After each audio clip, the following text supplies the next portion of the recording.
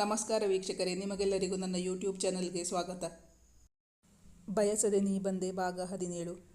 ಆ ವ್ಯಕ್ತಿ ಯಾರು ಅಂತ ಆಮೇಲೆ ಹೇಳ್ತೀನಿ. ಮೇಡಮ್, ತಾವು ಹೊಸದಾಗಿ ಮದುವೆಯಾದವರು ಅಂತ ನೆನಪಿದೆಯಾ? ನೀವು ಗಂಡನಿಗೆ ಏನು ಬೇಕು ಅಂತ ಮೊದಲು ವಿಚಾರಿಸ್ಕೋಬೇಕು. ನನಗಂತೂ ತುಂಬ ದಾಹ, ಗಂಟಲೆಲ್ಲ ಒಣಗಿದೆ. ನನ್ನ ಬಾಯಾರಿಕೆ ನೀಗಿಸಿದ ಮೇಲೆ ಪ್ರಶ್ನೆಗಳ ಮೇಲೆ ಪ್ರಶ್ನೆ ಕೇಳಿ ಉತ್ತರ ಹೇಳ್ತೀನಿ. ರಾತ್ರಿ ಪೂರ್ತಿ ಜಾಗರಣೆ ಮಾಡೋಕೆ ನಾನಂತೂ ರೆಡಿ ಇದ್ದೀನಿ. ತಾವು ತನ್ನ ಅಡುಗೆ ಮತ್ತು ಮ್ಯೂಸಿಕ್ ಕ್ಲಾಸ್ ಬಗ್ಗೆ ಕಮೆಂಟ್ ಮಾಡಿದ್ದರಿಂದಾಗಿ ಸಿಟ್ಟುಗೊಂಡ ಸಾರಿಕಾ, ದೀಪು, ಹಾಗಾದರೆ ನಾಳೆಯಿಂದ ನಾನು ಮನೆಯಲ್ಲಿ ಅಡುಗೆನೇ ಮಾಡಲ್ಲ. ಬೇಕಾದರೆ ಯಾರಾದರೂ ಕೆಲಸದವರನ್ನ ಇಟ್ಕೊಳ್ಳಿ, ಇಲ್ಲಾಂದರೆ ಹೋಟೆಲ್ಗೆ ಹೋಗಿ ತಿನ್ನಿ. ಹೋಟೆಲ್ನಲ್ಲಿ ತಿಂಡಿ ತಿಂದು ಹೊಟ್ಟೆ ಅಪ್ಸೆಟ್ ಆದಮೇಲೆ ನಿಮಗೆ ಬುದ್ಧಿ ಬರೋದು. ಅವನು ತನ್ನ ಅಡುಗೆಯನ್ನು ಹೇಳಿ ನಕ್ಕಿದ್ದು ಅವಳಿಗೆ ಹಿಡಿಸಲಾಗದಷ್ಟು ಸಿಟ್ಟು ಉಕ್ಕಿ ಬರುತ್ತಿತ್ತು. ಅಷ್ಟರಲ್ಲಿ ಅವಳ ಅಡುಗೆಯ ರುಚಿ ನೋಡಿದ ಸಿದ್ಧಾಂತ್ ಹೇಳಿದ, ಅಡುಗೆ ತುಂಬ ಚೆನ್ನಾಗಿದೆ. ಯಾವತ್ತೋ ಒಂದಿನ ಎಲ್ಲರಿಗೂ ಹಾಗೆ ಆಗುತ್ತೆ. ಅದಕ್ಕೆ ನೀವ್ಯಾಕೆ ಬೇಜಾರು ಮಾಡ್ಕೋತೀರಾ? ನಾನು 10ನೇ ಕ್ಲಾಸಿಂದ ಅಡುಗೆ ಮಾಡೋಕೆ ಶುರು ಮಾಡಿದ್ದೀನಿ. ಈಗಲೂ ಕೆಲವೊಂದು ಸಲ ಅಡುಗೆ ಕೆಟ್ಟು ಹೋಗುತ್ತೆ. ಅದಕ್ಕೇನು ಮಾಡೋಕ್ಕಾಗಲ್ಲ. ಅಣ್ಣ ಸುಮ್ಮನೆ ತಮಾಷೆಗೆ ಹೇಳ್ತಾ ಇದ್ದಾರೆ. ಅದನ್ನು ನಾವಿಬ್ಬರು ಸೀರಿಯಸ್ ಆಗಿ ತಗೊಂಡಿಲ್ಲ ಅಲ್ವಾ ಸಾನು? ಪತ್ನಿಯನ್ನು ವಿಚಾರಿಸಿದ. ಆದರೆ ಸನಿಹಾಗೆ ಅವಳು ಮ್ಯೂಸಿಕ್ ಕ್ಲಾಸ್ ಮಾಡುತ್ತೇನೆಂದು ಹೇಳಿದ್ದು ಸಮಾಧಾನವಾಗಲಿಲ್ಲ. ಅವಳ ಕೆಲಸ ಆಗಬೇಕಾದ್ರೆ ಎಲ್ಲದಕ್ಕೂ ಓಕೆ ಅಂತ ಹೇಳ್ತಾಳೆ. ಆಮೇಲೆ ತನ್ನ ಬುದ್ಧಿ ತೋರಿಸ್ತಾಳೆ. ಇವಳು ತನ್ನ ಕೆಲಸ ಆಗುವ ತನಕ ಒಂದು, ಆಮೇಲೆ ಇನ್ನೊಂದು ಹೇಳ್ತಾಳೆ.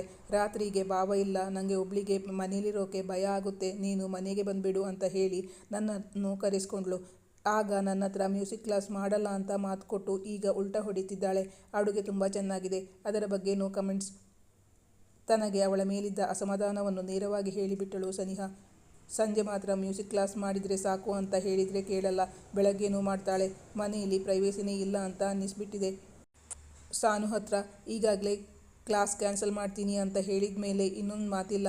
ನಾಳೆ ಬೆಳಿಗ್ಗೆ ಕ್ಲಾಸ್ ಮಾಡಬೇಡ ಅಷ್ಟೇ, ಪತ್ನಿಯ ಬಳಿ ನಿರ್ಧಾರದ ಸ್ವರದಲ್ಲಿ ಹೇಳಿದ್ದ ಸಂದೀಪ್. ದೀಪು, ನೀವಿಬ್ಬರು ಕ್ಲಾಸ್ ಮಾಡಬೇಡ ಅಂತ ಎಷ್ಟು ಹಠ ಹಿಡಿತೀರೋ ಅಷ್ಟೇ ಹಠ ನನಗೂ ಇದೆ. ನಾನು ಕ್ಲಾಸ್ ಮಾಡೇ ಮಾಡ್ತೀನಿ. ಅವಳು ಕೂಡ ದೃಢ ನಿರ್ಧಾರದಲ್ಲಿ ಹೇಳಿದಳು. ಈಗ ಸನಿಹಾಳ ಮುಖ ಸಪ್ಪಗಾಯಿತು. ಅವಳಿಗೆ ಬೆಳಗಿನ ನಿದ್ದೆ ಇಲ್ಲದೆ ಇದ್ದರೆ ತಲೆನೋವು ಬಂದುಬಿಡುತ್ತಿತ್ತು. ಕಾಲೇಜ್ಗೆ ಹೋಗಿ ಕ್ಲಾಸ್ ಅಟೆಂಡ್ ಆಗಲು ಕಷ್ಟವಾಗುತ್ತಿತ್ತು. ಅವಳಿಗೆ ರಾತ್ರಿ ನಿದ್ದೆ ಕೆಟ್ಟರೆ ಏನೂ ತೊಂದರೆ ಆಗುತ್ತಿರಲಿಲ್ಲ. ನೀನು ಬೆಳಿಗ್ಗೆ 5 ಗಂಟೆಗಲ್ಲ 4 ಗಂಟೆಗೆ ಬೇಕಾದರೂ ಮ್ಯೂಸಿಕ್ ಕ್ಲಾಸ್ ಮಾಡ್ಕೋ. ನಾನು ಇಲ್ಲೇ ಇದ್ದರೆ ತಾನೇ ನನಗೆ ತೊಂದರೆ ಆಗೋದು. ನಾನು ಸಿದ್ಧಾಂತ್ ಜೊತೆ ಅವರ ಮನೆಗೆ ಹೋಗ್ತೀನಿ. ಬಾವಾ, ನೀವು ನಮ್ಮ ಜೊತೆ ನಮ್ಮ ಮನೆಗೆ ಬನ್ನಿ. ರಾತ್ರಿ ಅವಳು ಒಬ್ಬಳೇ ಮನೆಯಲ್ಲಿ ಇರಲಿ.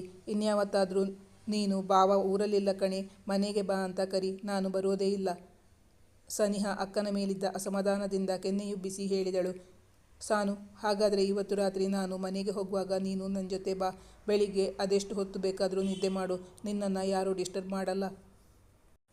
ಸಿದ್ಧಾಂತ್ ಇಂತಹ ಸಂದರ್ಭಕ್ಕಾಗಿಯೇ ಕಾಯುತ್ತಿದ್ದ. ಸಿದ್ಧಾಂತ್ಗೆ ಹೇಗಾದರೂ ಮಾಡಿ ಸನಿಹಾಳನ್ನು ತನ್ನ ಮನೆಗೆ ಕರೆದೊಯ್ಯುವ ಆಸೆ ಇತ್ತಲ್ಲ, ಅವಳಾಗೆ ಅವನ ಮನೆಗೆ ಬರುತ್ತೇನೆ ಎಂದ ಮೇಲೆ ಅವನು ತನ್ನ ಮನದಲ್ಲಿದ್ದುದನ್ನು ಬಹಿರಂಗಪಡಿಸಿದ್ದ. ನಾನು ಸುಮ್ಮನೆ ತಮಾಷೆಗೆ ಹೇಳಿದ್ದು, ನೀವಿಬ್ಬರು ಅದನ್ನು ಸೀರಿಯಸ್ ಆಗಿ ತಗೊಂಡ್ರಾ? ನಾಳೆ ಬೆಳಿಗ್ಗೆ ಕ್ಲಾಸ್ ಇಲ್ಲ ಅಂತ ಆಗಲೇ ಹೇಳಿ ಆಗಿತ್ತು. ನನಗೂ ಒಂದಿನ ನಿಮ್ಮೆಲ್ಲರ ಜೊತೆ ಆರಾಮವಾಗಿ ಇರೋ ಸಂದರ್ಭ ಸಿಕ್ಕಿದಾಗ ನಾನ್ಯಾಕೆ ಬೇಡ ಅಂತೀನಿ ಎಂದ ಸಾರಿಕಾ ಬಳಿಕ ಪತಿಯತ್ತ ತಿರುಗಿ, ದೀಪು, ನಿಮಗೆ ಮಾತ್ರ ಕಾಲೆಳೆಯೋಕೆ ಬರೋದಾ? ನನಗೂ ಬರೋಲ್ವಾ? ಇದುವರೆಗೂ ಅವರಿಬ್ಬರು ಅವಳು ಸೀರಿಯಸ್ ಆಗಿ ಹೇಳುತ್ತಿದ್ದಾಳೆ ಎಂದುಕೊಂಡಿದ್ದರು. ಸಾನು, ನೀನು ಇವತ್ತು ರಾತ್ರಿ ಇಲ್ಲೇ ಇರು. ನಾನು ಯಾಕೆ ಹೀಗೆ ಹೇಳ್ತಾ ಇದ್ದೀನಿ ಅಂದರೆ, ಅಪ್ಪಂಗೆ ನೀನು ಸಿದ್ಧಾಂತನ ಜೊತೆ ಹೋಗಿದ್ದು ಗೊತ್ತಾದರೆ ಭೂಮಿ ಆಕಾಶ ಒಂದು ಮಾಡಿಬಿಡ್ತಾರೆ. ನಾವು ನಿನ್ನನ್ನು ಇಲ್ಲಿ ಕರೆಸಿ ಅವನ ಜೊತೆ ತಿರುಗಾಡೋಕೆ ಬಿಡ್ತೀವಿ ಅಂತ. ಅಪ್ಪಂಗೇನಾದರೂ ಗೊತ್ತಾದರೆ ಅಪ್ಪ ನನ್ನ ಮೇಲೆ ರೇಗ್ತಾರೆ. ಸದ್ಯ ಆ ಕೆಲಸ ಮಾತ್ರ ಮಾಡೋಕೆ ಹೋಗಬೇಡ.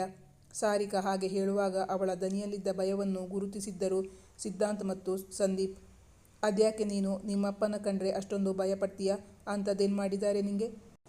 ಪತ್ನಿಯನ್ನು ಕೇಳಿದ ಸಂದೀಪ್. ಸಿಟ್ಟು ಬಂದರೆ ಅಪ್ಪ ಮನುಷ್ಯನೇ ಅಲ್ಲ ಅಂತ ಅಮ್ಮ ಕೂಡ ಭಯಪಡ್ತಾರೆ. ಸಾನು, ಸಿದ್ಧಾಂತ್ ಮನೆಗೆ ಹೋಗಿದ್ದನ್ನು ನೋಡಿ ಯಾರಾದರೂ ಅಪ್ಪನಿಗೆ ವಿಷಯ ತಲುಪಿಸಿದರೆ? ಬೇಡಪ್ಪ ಬೇಡ, ನಾವ್ಯಾರು ಅಂತ ತಪ್ಪು ಮಾಡೋಕೆ ಹೋಗೋದೇ ಬೇಡ. ಸುಮ್ಮನೆ ನಾವಾಗ ನಾವೇ ಯಾಕೆ ಅವರಿಗೆ ಸಿಟ್ಟು ಬರಿಸೋದು? ಅದಕ್ಕೆ ಬೇಡ ಅಂತ ಹೇಳ್ತಾ ಇರೋದು. ಪರಿಸ್ಥಿತಿ ವಿಕೋಪಕ್ಕೆ ಹೋಗುವುದು ಬೇಡ ಎಂದು ಸಾರಿಕಾ ಹೇಳಿದ್ದಳು.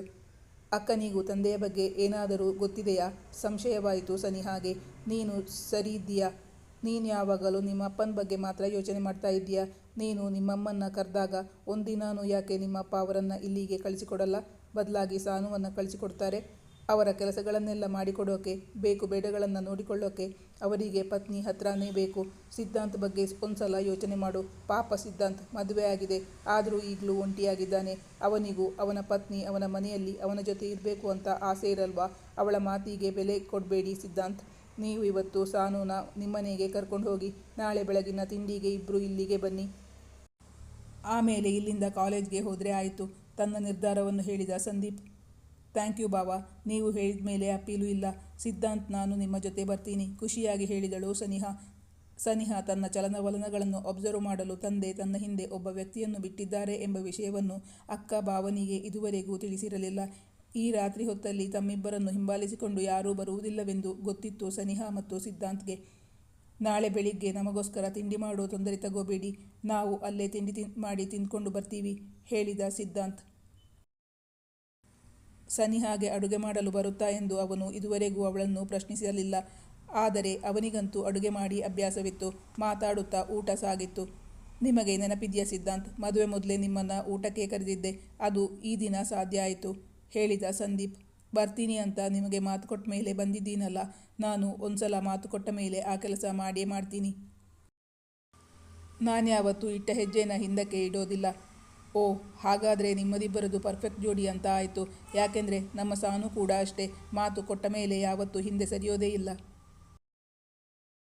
ಸಿದ್ಧಾಂತ್ನ ಮನೆಗೆ ಆ ರಾತ್ರಿ ಹೋಗಲು ಭಾವನ ಒಪ್ಪಿಗೆ ದೊರೆಯುತ್ತಲೇ ಸನಿಹಳ ಮುಖ ಕೆಂದಾವರೆಯಂತೆ ಅರಳಿತು. ಸನಿಹಾ ಇದುವರೆಗೂ ಸಿದ್ಧಾಂತ್ನ ಮನೆಯನ್ನು ಒಮ್ಮೆಯೂ ನೋಡಿರಲಿಲ್ಲ. ಮದುವೆಯ ಮೊದಲೇ ಹೋಗುವ ಆಸಕ್ತಿ ಇರಲಿಲ್ಲ. ಮದುವೆ ಆದ ಬಳಿಕ ಆಸಕ್ತಿ ಇದ್ದರೂ ಹೋಗಲು ಸಾಧ್ಯವಾಗಿರಲಿಲ್ಲ. ಇಂದು ಅವಳಿಗೆ ಅಂತಹ ಸಂದರ್ಭ ಬಂದೊದಗಿಬಿಟ್ಟಿದೆ. ಸಾರಿಕಾ ಮತ್ತು ಸಂದೀಪ್ ಇಬ್ಬರೂ ಒತ್ತಾಯಪೂರ್ವಕವಾಗಿ ಅವರಿಬ್ಬರಿಗೂ ಬಡಿಸುತ್ತಿದ್ದರು. ಇಬ್ಬರಿಗೂ ಊಟ ಸ್ವಲ್ಪ ಜಾಸ್ತಿಯೇ ಆಗಿಬಿಟ್ಟಿತ್ತು. ಊಟ ತುಂಬ ಚೆನ್ನಾಗಿತ್ತು. ಇಂದು ಊಟ ಮಾಡಿದ್ದು ಸ್ವಲ್ಪ ಜಾಸ್ತಿನೇ ಆಯಿತು. ನಿಮ್ಮ ಆತಿಥ್ಯಕ್ಕೆ ಥ್ಯಾಂಕ್ ಯು, ಸಾರಿಕಾ ಬಳಿ ಹೇಳಿದ ಸಿದ್ಧಾಂತ್. ಊಟವಾದ ಬಳಿಕ ನಿಂಗೆ ಏನೇನು ಬೇಕೋ ತಗೋ ಸಾನು, ನಾವಿಬ್ರು ಮನೆಗೆ ಹೋಗೋಣ, ಹೇಳಿದ ಸಿದ್ಧಾಂತ್. ಸನಿಹಾ ಇಷ್ಟು ಹೊತ್ತು ತನ್ನ ಸೆಲ್ಫೋನನ್ನು ನೋಡಿರಲಿಲ್ಲ.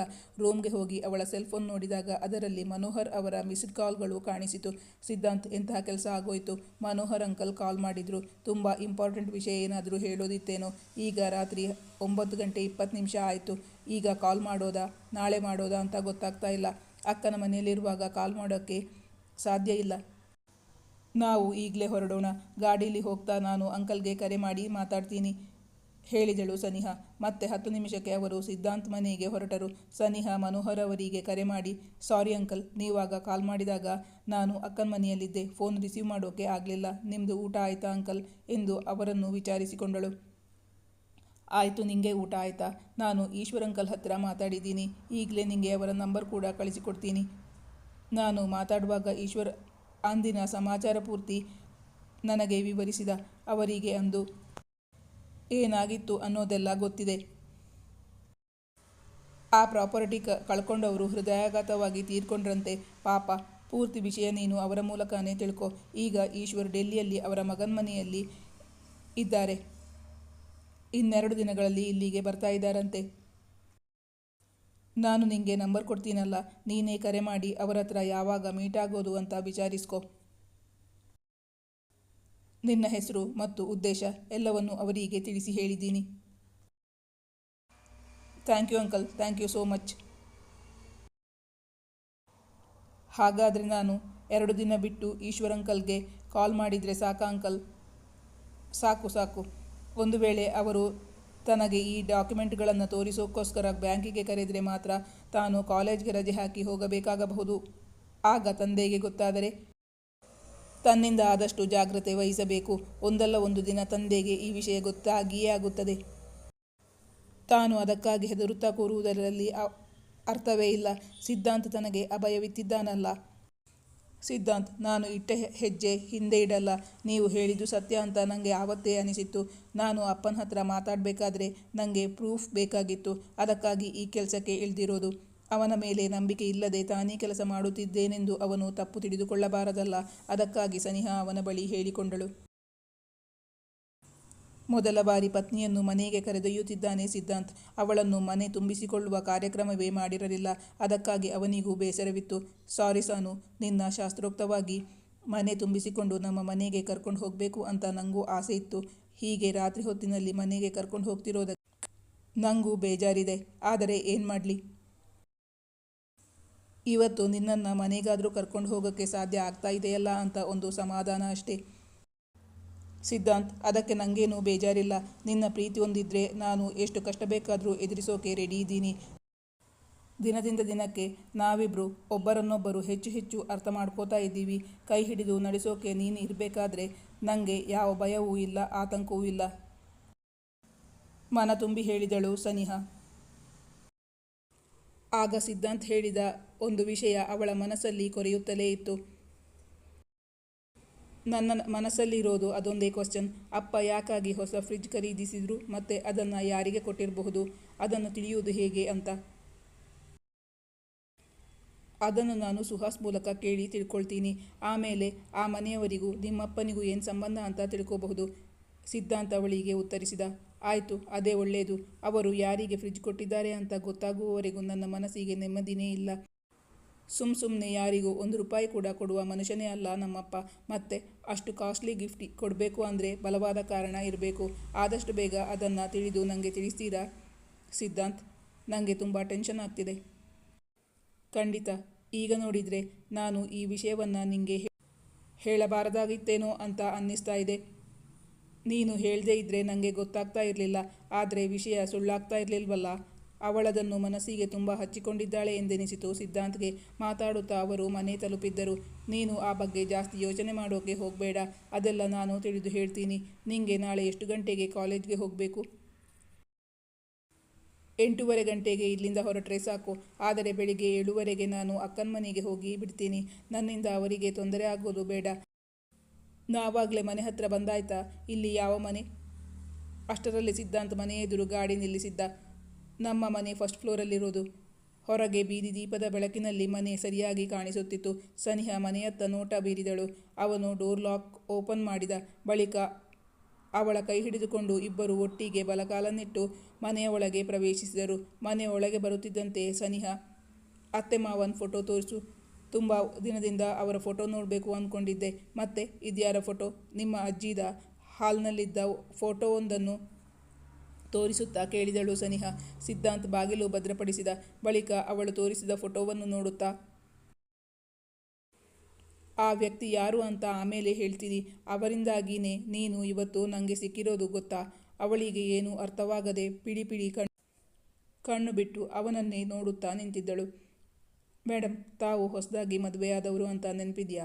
ನಿಮಗೆ ಒಬ್ಬ ಗಂಡ ಇದ್ದಾನೆ. ಅವನಿಗೇನು ಬೇಕು ಅಂತ ಮೊದಲು ವಿಚಾರಿಸ್ಕೋಬೇಕು. ನಿಮ್ಮ ಭಾವ ಆಗಲೇ ಹೇಳಿದ್ರಲ್ಲ. ನನಗಂತೂ ತುಂಬ ದಾಹ ಆಗ್ತಾ ಇದೆ. ಗಂಟಲೆಲ್ಲ ಒಣಗಿದೆ. ನನ್ನ ಬಾಯಾರಿಕೆ ನೀಗಿಸಿದ ಮೇಲೆ ಪ್ರಶ್ನೆಗಳ ಮೇಲೆ ಪ್ರಶ್ನೆ ಕೇಳಿ. ರಾತ್ರಿ ಪೂರ್ತಿ ಜಾಗರಣೆ ಮಾಡೋಕ್ಕೂ ನಾನು ರೆಡಿ ಇದ್ದೀನಿ. ತಾವು ಅವಳತ್ತ ನೋಡಿ ಕಣ್ಣು ಹೊಡೆದ ಸಿದ್ಧಾಂತ್. ಈ ಕಥೆಯ ಮುಂದಿನ ಭಾಗ ಮುಂದಿನ ಸಂಚಿಕೆಯಲ್ಲಿ ಮುಂದುವರಿಯುವುದು. ವೀಕ್ಷಕರೇ, ನಿಮ್ಮ ಅನಿಸಿಕೆ ಅಭಿಪ್ರಾಯವನ್ನು ಕಮೆಂಟ್ ಮಾಡಿ ತಿಳಿಸಿ. Thank you for watching.